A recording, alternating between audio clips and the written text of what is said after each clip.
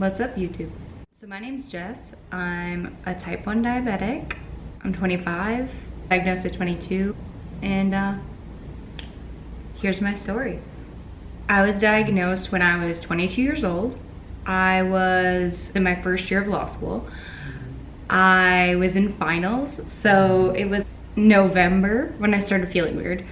It started off with just like a weird rash all over my body. Like, I went to the doctor and she was just basically like, you have rosacea, sucks girl, continue with your finals. So I said, okay. I was studying for finals every day and I started losing weight, and I was like, oh, never had stress like law school stress, so this is normal, it's fine. No, I started drinking a lot of water in my study group. I had a huge water bottle. I think there were 40 milliliters in it, and I would go through that in about like 5 minutes. And I was peeing maybe like every 15 minutes. I'm just thinking it's because I'm really getting hydrated. So one of my friends looks at me that I'm studying with and she goes, Jess, have you thought about like diabetes? And I'm like,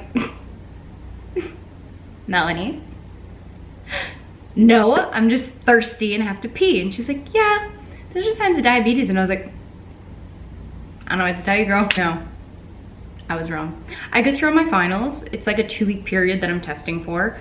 And it's like 2 days before my last final, which was civil procedure. The night before, or maybe like 2 days before my Civ Pro final. And I start feeling really weird. You know what? Maybe I have a UTI. That's why I'm peeing so much. Like, duh, girl, you have a UTI. I go to the gynecologist and they come back with the test results and they're like, wow, you have protein in your urine. I'm like, yeah, doc, really gains, you know? I don't fucking know what that means. Like you're the doctor. This doctor's like, maybe you do have a UTI. Let's start you on antibiotics. I'm like, okay. And I get worse, like significantly worse. I go to take my Civ Pro final. I quite literally pee every max 20 minutes throughout this exam. This poor kid's sitting in the aisle seat and I'm like 2 over from him, and I have to keep getting up past him like every 20 minutes in a law school final. Like, in a law school final, you really need the full 3 hours. There's not really leeway, you know, to just like hang out, go to the bathroom every 2 fucking seconds. But you know, just me going to the bathroom. So I keep going to the bathroom. Everybody's kind of looking at me weird. And you know, I finish my finals. I decide I'm gonna go out with all my friends because we just finished our first semester of law school. And we go to a bar and we're all drinking fish bowls. We're living, and if anybody knows anything about a fish bowl, there's a lot of fucking sugar in that. 75% juice. So probably not good for someone who, you know, has diabetes and doesn't know. I'm drinking it and I'm getting nauseous and I'm like, this is weird. I'm so nauseous that I'm like, I need to go home. So I go home and I don't throw up and I fall asleep. And about in the middle of the night, I start throwing up in my sleep. I didn't actually throw up anything, but like I woke up to like choking or coughing on throw up. And I'm like freaking out and I'm like, what's going on? What's going on? So I emailed the doctor that has me prescribed to that antibiotic. Okay, no. I hadn't started the antibiotic when I was drinking. I was not drinking on my antibiotic. I started the antibiotic the next day. So like went out with the friends, wasn't on the antibiotics, came home, was sick that night, like felt really sick, went to sleep. The next day is when this happened because I started my antibiotic that morning. This makes a lot more sense. Yeah, I wake up in the middle of the night and I think like, this can't be good, but I'm not thinking like you could have died. So I contact the doctor and she's like, oh, maybe the antibiotic's making you sick. Stop taking it and come into the office. I already had a physical scheduled for the next day. Like, just so happened to have my physical scheduled at my primary care doctor. So all day I just remember being like super sluggish, like unable to get out of bed, like just felt like I was really coming down with something. I just like felt like shit. Just thinking there's really nothing too seriously wrong with me. I remember Googling my symptoms and it being like, these are symptoms of diabetes, and I was like, but I don't have diabetes. Like, I see what you're saying, but like, I don't. It was me though, like it was me, like jokes on me, cause it was me. You know, just living my best life in bed, unable to get up, like drinking crazy amounts of water again, like got this weird obsession with the milk. I don't even like cow's milk, have never enjoyed it. Like maybe in a little bit of cereal, but like even then it's always been like, I was chugging milk. Like it was the weirdest thing. Like I had cravings for milk, like ew, big sign, but like wasn't apparently. So, you know, I go to sleep and I go to my physical the next day and I'm like texting my cousin, he's about to fly in from Minnesota, and I'm like, hell yeah, I'll pick you up from the airport after my physical. Like, yeah, should be in and out. My body had totally different plans for me. Get to the doctor's office and they weigh me. And I step on the scale and they're like 104 pounds. And they're looking at my chart, they're looking at me, I'm looking at them, kind of looking at them weird, because like I'm 5 foot tall, like I've always been a small person. My usual weight's like maybe 120, 125. 104 was like, what? I don't remember the last time I was 104 pounds. She's like, can you get back on the scale? I'm like, yeah. I'm not withering away. So I get on the scale and she's like, are you trying to lose weight? And I'm like, no. I'm like, I've been working out because I'm stressed out with finals, but like, I'm not actively trying to lose weight. And she's like, well, you lost 20 pounds since last year. And I was like, yeah, no, wasn't trying to lose weight like that. Like, girl, no. And like, I had known I was kind of looking a little sickly. Like, they're like, you got any weird symptoms? I'm like, yeah, I've like had no saliva in my mouth. The nurse is looking at me like, no saliva? I'm like, yeah, none, like five, 6, maybe 7 days, like just real bad dry mouth. She's like, that's not good.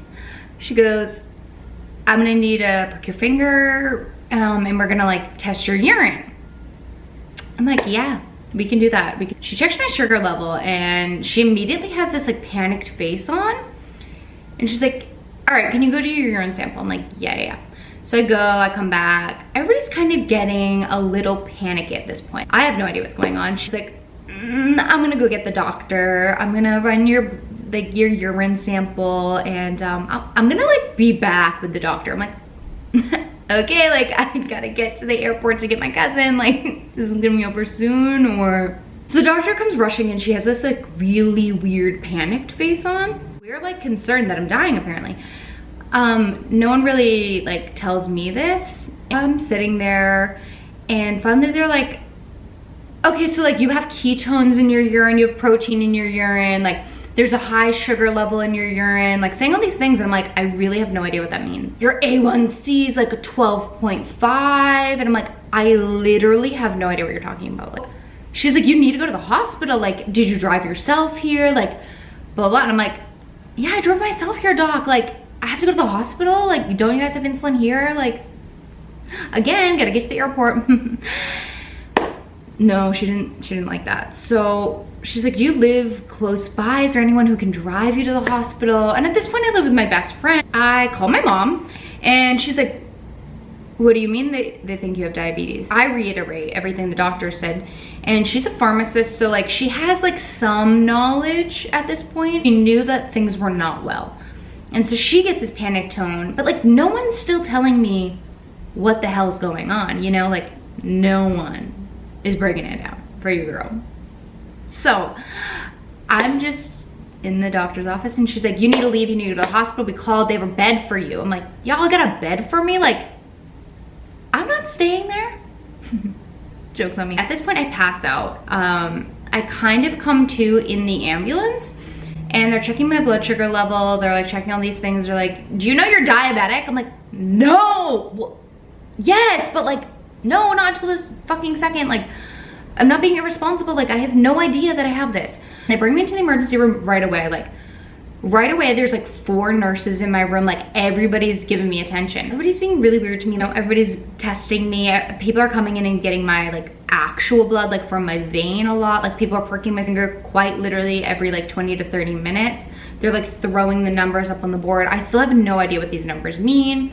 Everybody keeps coming in. So they start me on like a saline drip and they start me on an insulin drip. And so I have like a bunch of IVs in me at this point. And everybody's still coming in like freaking. They're like, we actually need to transfer you to the ICU. At this point, I'm like, so I'm not gonna be able to go to the airport to get my cousin. The ICU, that doesn't sound good. They wheel me on up to the ICU and we're doing more tests, like, you know, doing my blood, doing everything. And everybody's just getting a little more panicky. My best friend shows up. She's like trying to make a joke. Probably like 2 or 3 a.m. at this point. And I'm like hooked up to all these machines. Like I have an oxygen monitor, like I have my heart rate monitor. I have multiple IVs in me. Like I guess my potassium was really low at that point. So they were like, oh, okay, we have to give it to you in an IV. Like we can't just like give you potassium. At this point, they're also not letting me eat anything. All of a sudden my monitors start going off. Like I just remember this like panicked feeling and just feeling so weird, and all my monitors start beeping and everything's freaking out. 3 or 4 nurses come sprinting in. Everybody's yelling for everybody to clear the room, like that they had to make it sterile. They're doing all these crazy things. No one's telling me what's going on. I guess my heart had basically stopped. Like it was like a really low beat, but it was like stopping because when your body has so little potassium, your heart can't beat properly. Basically my heart couldn't beat anymore.